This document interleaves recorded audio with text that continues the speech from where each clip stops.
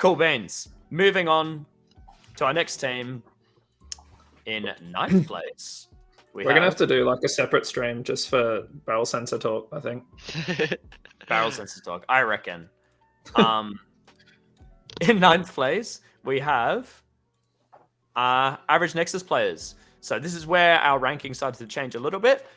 So for the bottom 3, we were unanimous in like where we placed the teams, but this is where things start changing. So I had these guys placed in 8th, but Runt and Spider had them placed in 9th. Thus, they're at 16 points.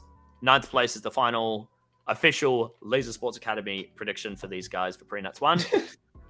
We have Axiom captaining, Crow, Ninja making his return, Benny, and Exile making his return. So I guess I'll take this one away. These guys are my boys. So yeah, I guess one of the things that'll draw people's attention is Ninja's back. He hasn't played since Darwin Nats on the Beavers. Taking a couple years off, just doing other stuff. But he's back. He's playing laser tag. He's a little bit rusty, all right? But I'm sure he's going to shake off that rust in no time. Especially like by the end of the comp, like it'll, I'm sure it'll be as if he never left. Also making return, Exile. So Exile's last tournament was Aubrey 2018 on Immortals, or I like to call them Mortals because a lot of them just got injuries that year. Unfortunate naming, but yeah. Jimmy actually had to take quite a lot of time off because of a hip problem. So he has had a hip replacement few months ago now. He's been back playing laser tag, slowly getting back into it, slowly building up his speed and his confidence and all of that stuff. But yeah, or Exile, I should say, great player to have on a team in South Australia. He's probably got one of the best. Like, he's just like one of those guys, like you run through, take his base, and then he's like, nice base, man. Or like you beat him in a duel, he'll be like, nice dodge, man. Or, he's just a great guy to have around. I'm really happy he's back. And I'm really excited to see what he can do.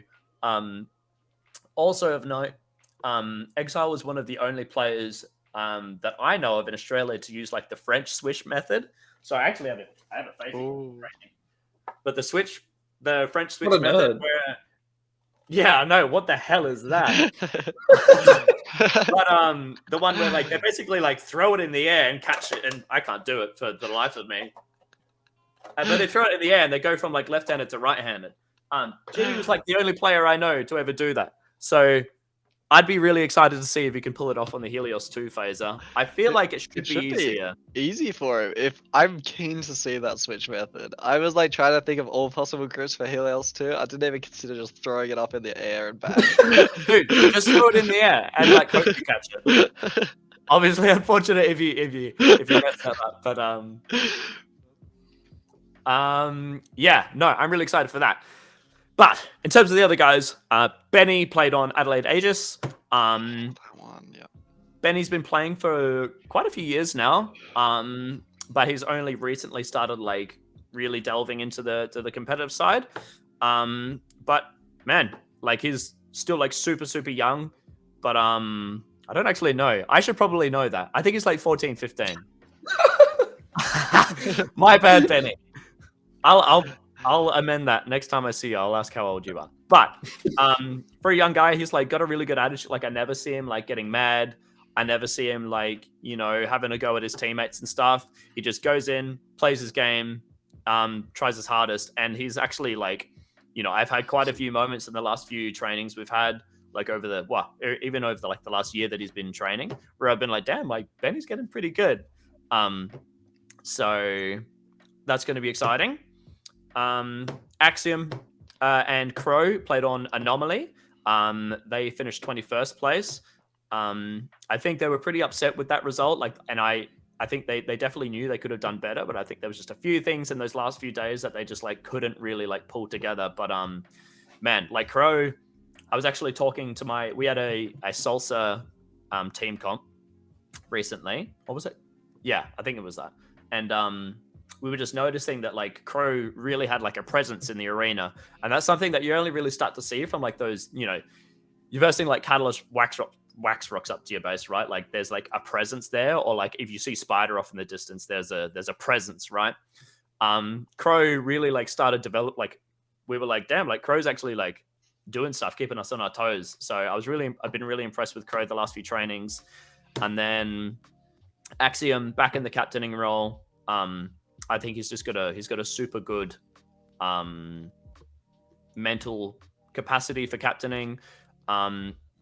Rarely, like I don't really ever see him like getting really like angry and like having to go at his team. If anything, when things start going wrong, he just blames himself. So once he builds up like a good level of confidence and like proficiency and stuff, like he's a pretty like imposing guy when you see him in the arena. Like he's a bigger guy, but he moves like pretty well as well. So when you add confidence and proficiency to that, like that's a dangerous mix. So I'm really excited to see how these guys go. But do I have any other notes for these guys? Not really. I think they're like a pretty like balanced team as well. Like I wouldn't say they're a particularly strong, like weighted towards like being offensive or defensive. Like their defense was pretty good. Their attack's been pretty good. Like bloody the last few trainings, they rock up to our aftershock defense and they get the base in like 30 seconds, and we're like, what the hell? Like these guys are getting too bloody good. Can XL move like he used to? How's he going? Definitely not the way he used to move. Yeah. Definitely slowed. I think maybe like he could, but I think he's just taking it like easy, just like building up a tolerance, I guess, for now. Because obviously like his hit was like really bad, so like he wasn't able to like do much of anything. So I think for now it's just kind of like getting his body like back into the swing of just like moving around and stuff. So definitely on the slower side, but he's I believe you'll see him like primarily on like door defending. He's got good comms, good dueling and stuff, so I think he'll be happy there. Yeah, man. Looking at this team, I just look at them and I'm like, did I place them too low? Because they look really solid. But I think it kind of speaks to, at this 9th place, I think we've hit the mid tier of the competition. I think, personally, if I had to guess, there's going to be a solid bottom 4, and then there's going to be a bit of a gap between the bottom 4 and this next mid tier. Yeah. It just looks like you've got sort of those newer teams with a lot of development players, and then you just hit a point where it's just like, these are proper teams now, and the mid tier looks a fair bit stronger than that bottom tier. Because looking at it, it's like you've got a really solid, well-rounded team, and Ninja, who I think in this maze is just going to go off. He's just going to get really early bases and a whole bunch of pack points if it's allowed to. I think he's just going to stomp the lower end of the competition. Because he's the sort of player that, if unchecked, he'll just absolutely stomp and bring in 17k pack. So you really are going to need those stronger teams to actually keep him in check and like actually keep the whole team in line of. So yeah, keen to see how they go around this rank. Spider, you got any thoughts on this team? Speak carefully. Yeah, I mentioned for the last team about that like 4th and 5th player, and how much that makes a difference for me personally.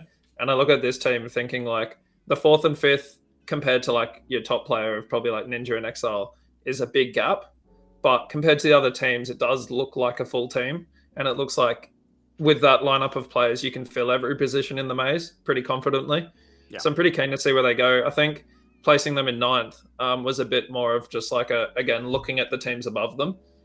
When you look at what we've looked at so far, you think, oh, no way, they should be able to get a bit higher. So I think it's a team to kind of watch and wait and just see where they go throughout the comp.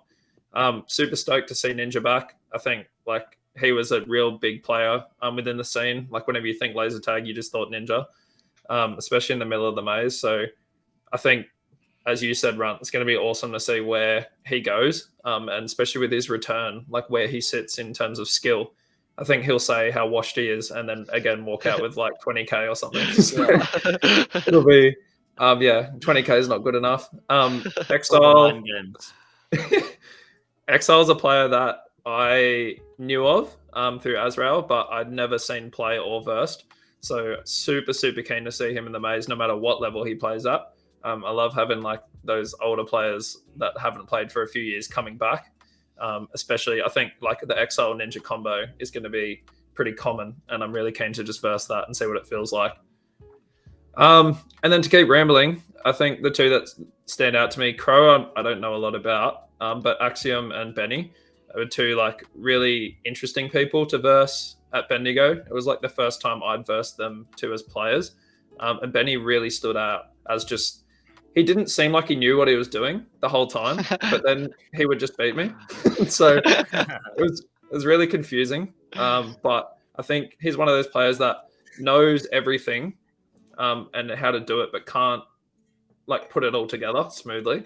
So I think once he gets that down and can like start kind of doing things with purpose, he'll very quickly like fly up the ranks. And then, as you said, Ryan, Axiom's just like a big person, and it's very rare for me to just walk up to someone in the maze and like kind of look up or like get scared as I turn the corner.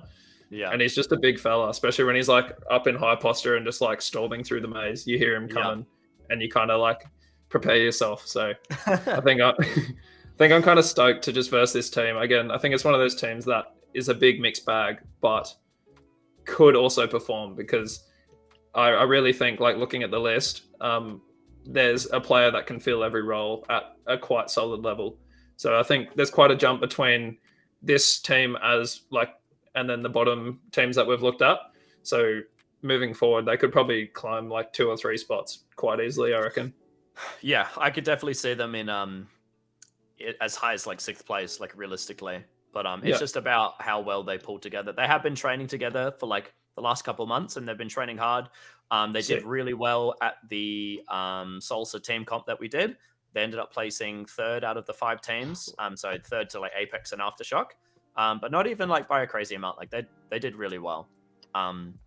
So yeah, look, average Nexus players, boys, looking forward to seeing what you guys can do. I know you'll make me proud. Moving on.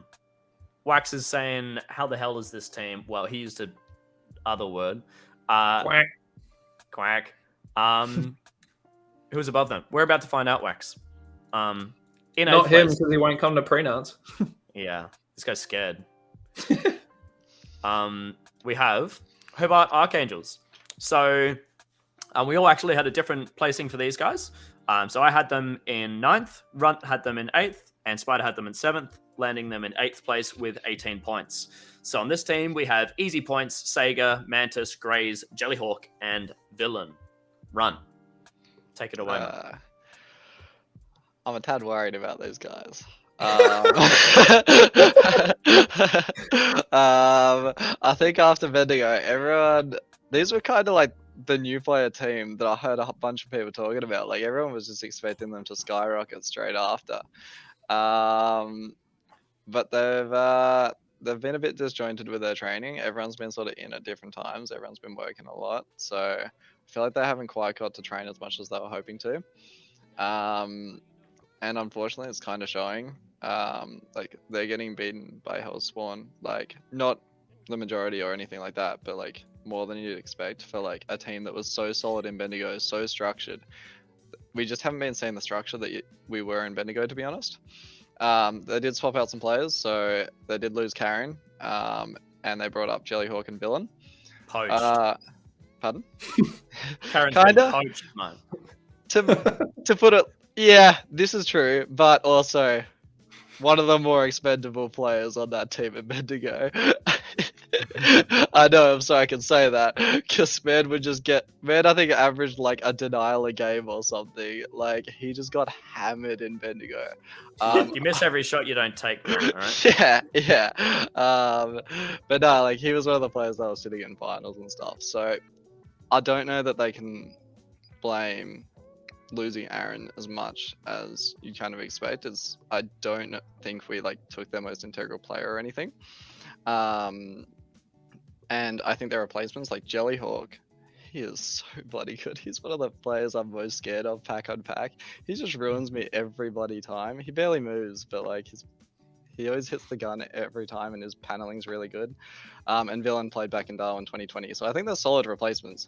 And they're starting to come together a bit more in these past 2 or so weeks of training, to where you'd sort of expect them to be. But I don't think they're quite there yet. I think they're a team that they're going to struggle in those first few round robins because they haven't been training together Yeah. enough. Round but robin is training. yeah, I think it'll kind of be one of those teams where round robin's the training for them. They're going to start off by not performing where you'd expect them to be with home side and home backs. But I think once they find the structure that they had in Bendigo, and once they can start actually like playing well together and bouncing off each other and building that synergy, I think we're actually going to see them being very solid. Because they've got a very nicely rounded team and home site. And they played really well in Bendigo, so they can, up until finals, that is. I think they're a team of newer players, but they have a very, very high potential in the competition. Yeah. Spider, you got anything to say? Yeah, I think I put them up a little bit, based off like home site. I know it seems like a bit of a cop out to say home site because of the amount of comps we play these days. Like it doesn't like work as well. But I remember watching them at Bendigo as a team, and I saw them as a team that there was a couple blowouts, but they can lose happily. They love competing, but for the most part, they love competing, but they also just love the sport for what it is.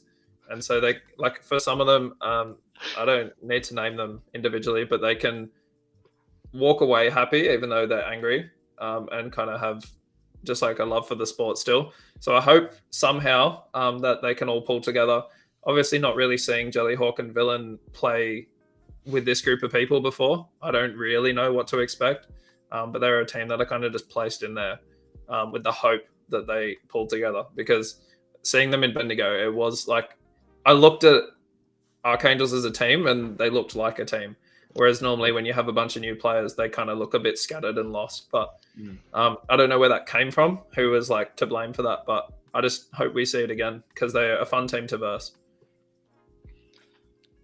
Ron, Yeah. I can't help but notice you were laughing during that. What's up, mate? I thought you meant love to lose, as in they like love to defend themselves into third place. I thought that's what you're getting at, and I'm like, that's also kind of valid. But I think they're getting more offensive recently, in terms of sending out attacks earlier and stuff. But nah, definitely a very friendly team. So yeah, I do agree with that point too. I think we need that. I think like towards the top end, we get heaps of teams that are super competitive and they're there for a reason. And when that doesn't happen, they can kind of hide into a corner.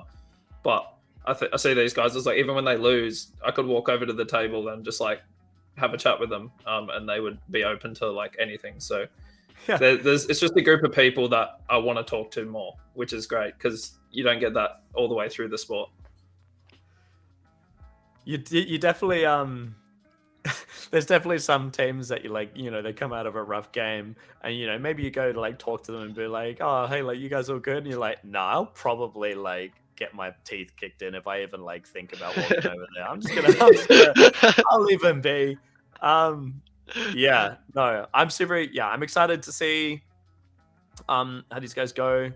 You know, obviously majority of the roster is still together. So I think, you know, if you can keep, you know, most of the roster together and then like keep trending together through the years, that's where you see teams get like crazy good. But yeah, we'll see where they end up. Is this a team round that is looking to kind of like stay together for a bit? Or Yeah, is it kind of just for the comp? Yeah, and like that's what they kind of came out of Bendigo with. It's like, well, we didn't finish where we wanted to, but like we have a really solid foundation, and they did. They built a super solid foundation in Bendigo. I think they're probably better than they were then, but not by as much as you'd hope. But I think come nationals, they're going to be like way ahead. They're going to be a very, very solid team. Like they will have built on their foundation a lot by nationals, and Yeah. they're really keen to like punch up into that upper mid tier, because like they were kind of lower mid tier and Bendigo maybe bottom tier by the end of it, but they want to push really high and they're really driven to do so, and like their players are training individually very hard to do it. Just use pre-nats as training. Exactly. Yeah.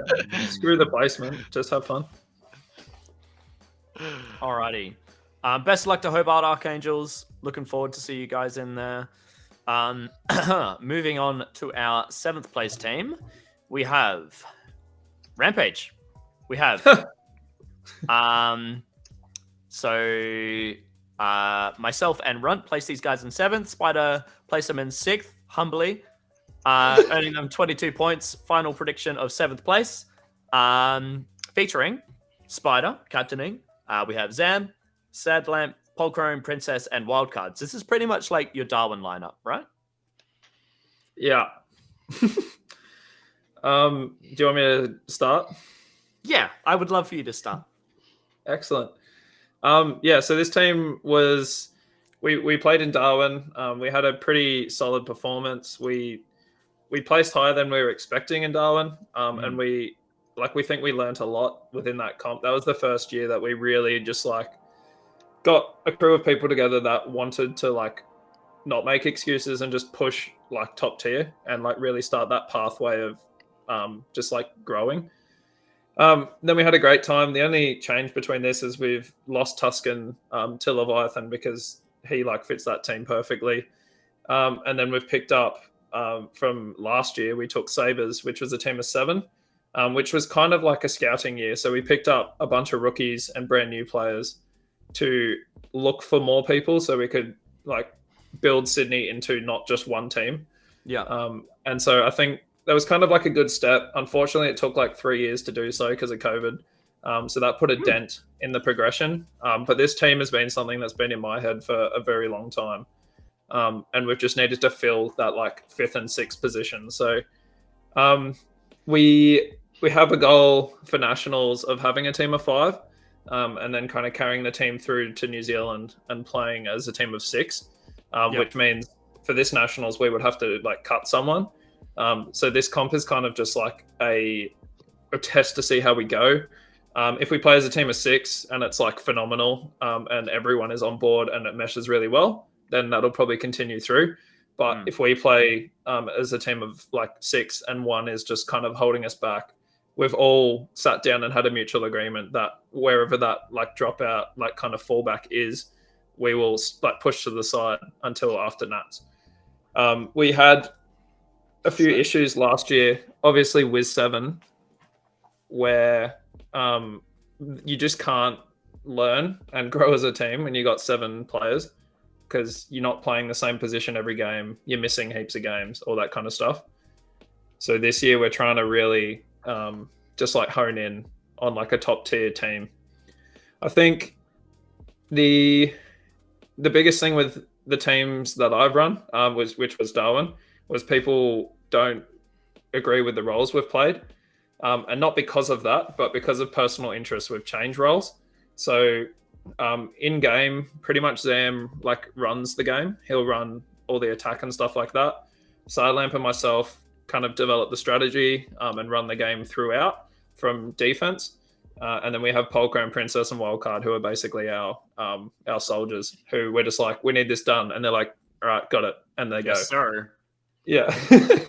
So I think the thing we're trying to accomplish, especially at Prenats 1, is to really, really like make it more of a team game and spread like the roles amongst the team, not just make it the Spider show that it was in Darwin.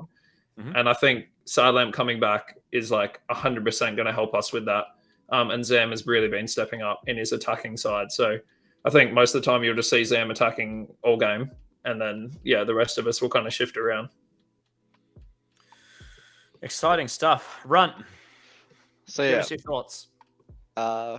to TLDR of what Spider was saying earlier, if you shoot Spider enough at this comp and we all just band together and shoot the hell out of him, he's going to be booted off the team come nationals. So just say it. If he has a rough comp, he's gone. It's in everyone's best interest. This has been brought up many times. This team, it's very, very solid. You've got really good players, and you've got Spider, who comes up with the dumbest strats that always work so damn well, and it's so annoying to verse him in finals, because you're like, what's he gonna do? Is he gonna defend for literally 10 minutes straight, get 0 pack points, and then push out and get 10 bases in 2 minutes? Probably, but we don't know what to expect. So you're gonna... I think having Zam as in-game captain and Spider as out-of-game captain is a really scary mix, because Spider comes up with these hilariously convoluted strats, and Zam's really good at executing them in-game. So this is a really scary team. You've got 6 very solid players now. I think the reason we do have them lower, though, is because they are still very much a development team, is my understanding for this competition. They are not concerned with placing for this comp. They're just trying to improve their teamwork. Which is a very important thing, but it's kind of what you see every year with Spider's teams. Everyone's always like, they got Spider, they're gonna like be in finals. And it's like, well, I'm pretty sure he's more focused on like actually developing all the players on his team rather than like final placing. So that's why I do have them lower than some might expect, is because I think that is going to be a development focus for this comp as well. Yes, I remember.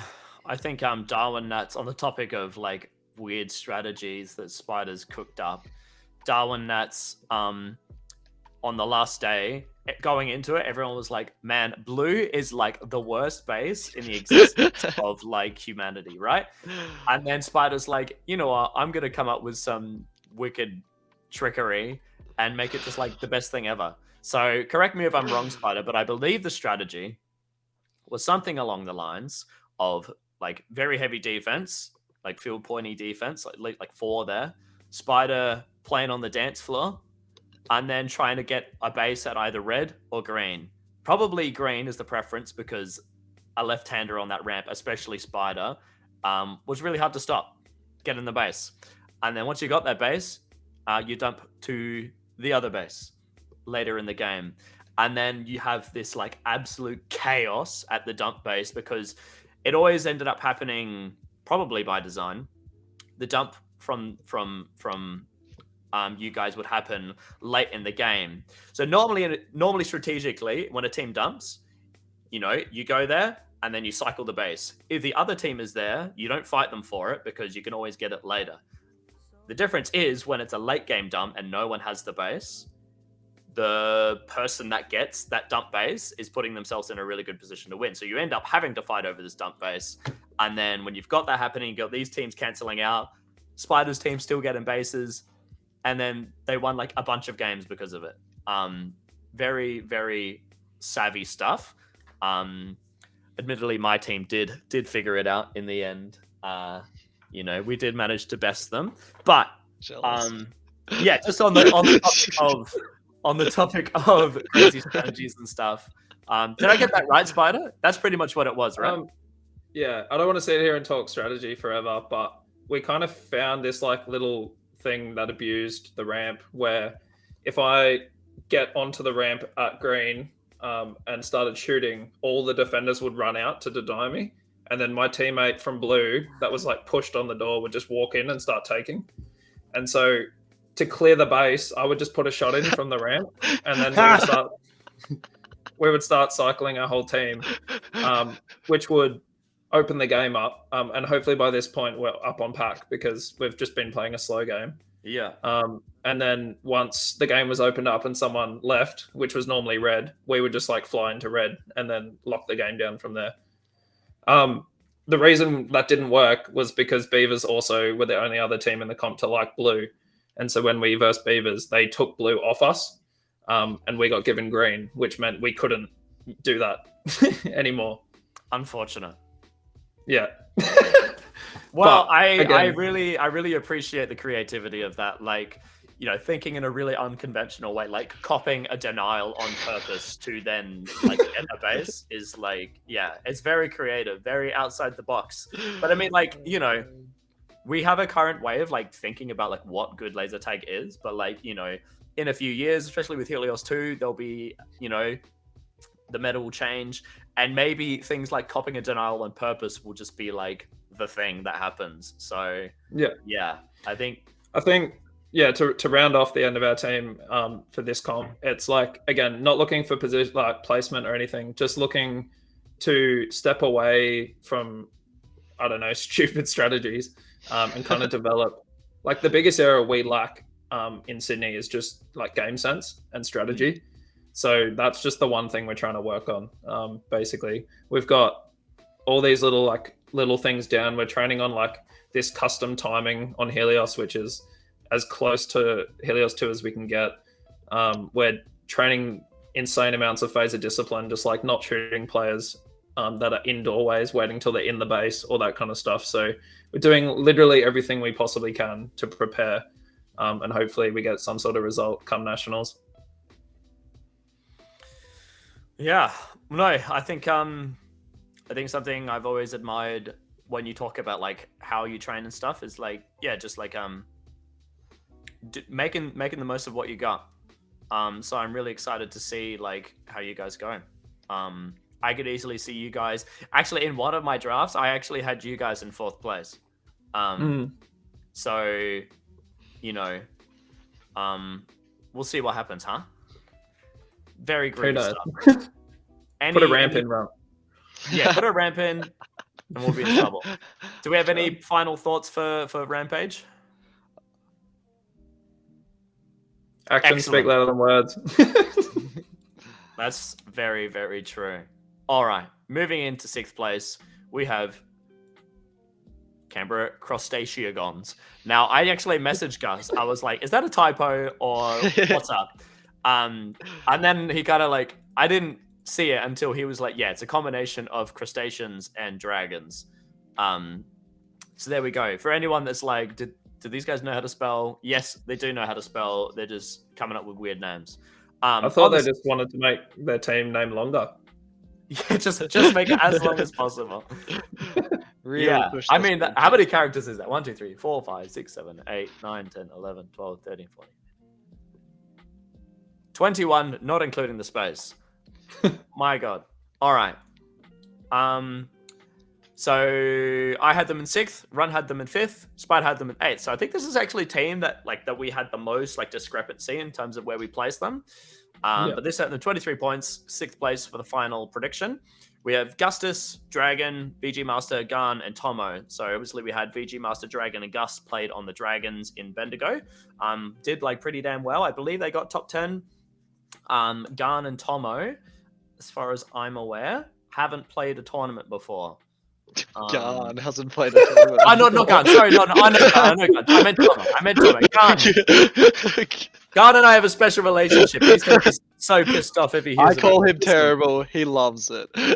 Yeah. Garn was actually my first shirt swap I ever did in 2015 in Bendigo.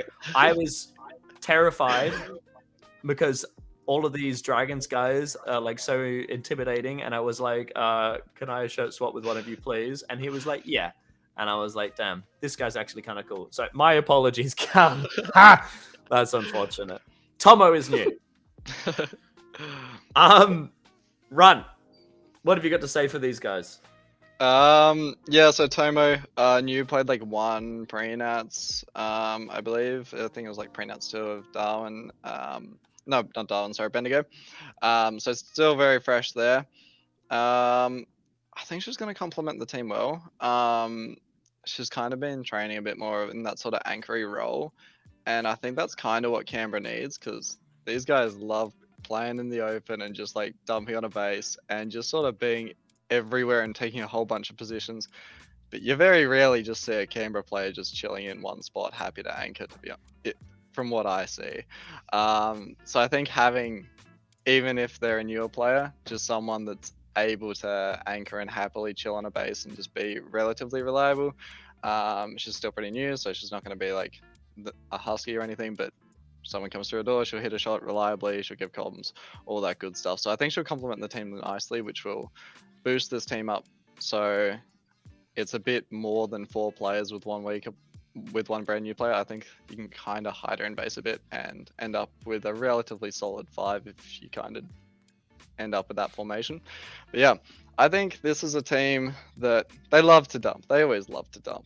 they like do crazy suicide dumps in Rumble and stuff. So I think we'll still do that here too, and I think those dumps are gonna like really crush the lower end of the competition.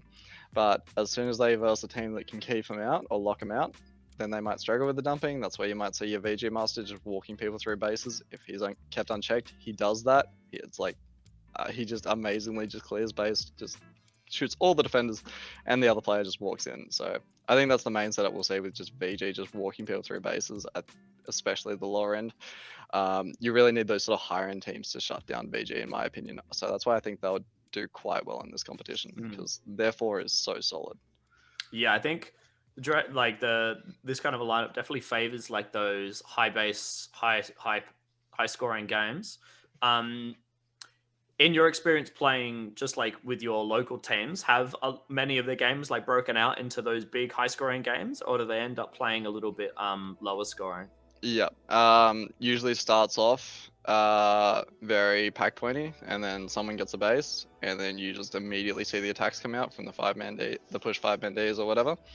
And then as soon as the team goes, my attack can't get bases, which pretty much always happens because it's such a tight arena, one attack's guaranteed to usually struggle. That's when you end up seeing a dump. So I think we're definitely going to see dumps in this arena, and dumps off the bat are also really effective at just like kicking a team out of a base and sending them into the just like void. The abyss. Yeah, Down the where you're elevator just getting shaft. shot from every side. So I think this team, if they play smart, in my opinion, they're going to push really high. I wouldn't even be surprised if they make finals, in my opinion. Because yeah, I think they've got that 4 players with really good synergy that are going to be able to pull off a dump, that are going to be able to pull off a really high base, well constructed attacking game. But the defense might struggle a bit more in those high tier games. Yeah, I think that's if you just told me, actually it's like a really low scoring arena, not many bases go down, I would have been like, cool. Now you've said that, I'd probably place them. I could definitely place them 5th place. Could definitely see them making like a finals. Yeah, scary guys. And like you said, VG Master, man, he's getting so bloody good. I think he actually trophied in Bendigo. He got 2nd place in solos. But yeah, he just has an ability to rock up at a base and shoot literally everyone, and then the hit team as a base, and it's like, damn, that sucks. I swear he's been doing it ever since Sunny Coast, and people only just realized what he's been doing this whole time. And people he's were been sleeping on him. Yeah, super instrumental ever since Sunny Coast, and I don't know, he got a trophy, and now everyone's like, oh my god. But yeah, he's perfected the craft over the years of just walking people through. Spider, give us your thoughts on these guys. Yeah, I didn't even know where to place these guys. I versed them at a bunch of different comps, and they kind of play different. Like I think we all kind of understand how Canberra like to play, but every arena they play in has like a very different force behind it. I think VG, as we've highlighted heaps, is like definitely getting the hang of kind of like being out in the open and dancing around, which I think is going to really help him when it comes to Hobart itself. And then like that core 4 of Gustus, Dragon, VG Master, and Garn is going to be. There's not many teams in this comp that have like that super strong lineup, and having 4 out of 5 players that are like quite high, I think is going to like put them in a good spot, especially if they do dump, because the more players in a dump you have that are capable alone or like as a solo, the better your outcome's going to be. And then hoping that, is it Tomo or Tomo? What did you say? Tomo, I think. Yeah. Yeah, one of the two. I'm Australian, so I'm just going to say for Tomo. it. Yeah. But having Tomo in there, if the last line role gets filled the way that you've explained, I think that puts this team in a really good spot, because looking at those 4 players, I don't see anyone that like stands out as a last line, and I think being able to have all 4 players kind of outside the base and leave Tomo inside, I think that'll put him in a really good spot. And it's not a team that I like versing at all. Because like as soon as we start beating them, they dump and we can't keep them out. So it's just like, oh well. Alrighty. Do we have any final thoughts on these guys? I think you had them quite low initially, didn't you, Ryan? Did you? I have did, them and then on, I did have them very low, and then I was like, wait, what the hell am I doing? Was it mainly from the angle of like, yeah, one new player in a sort of tier of like where everyone's very solid? Was it that kind of angle? Because I could I totally guess see that. a little bit, yeah. I guess it's just like we were kind of saying before, like this middle pack of teams. Like realistically, I could see like all of like the middle 5 teams like swapping around like completely not where we predicted them within those middle 5. So yeah, just when I was drafting and stuff, I had them lower at one point, but who knows? Yeah. We'll see what happens, huh?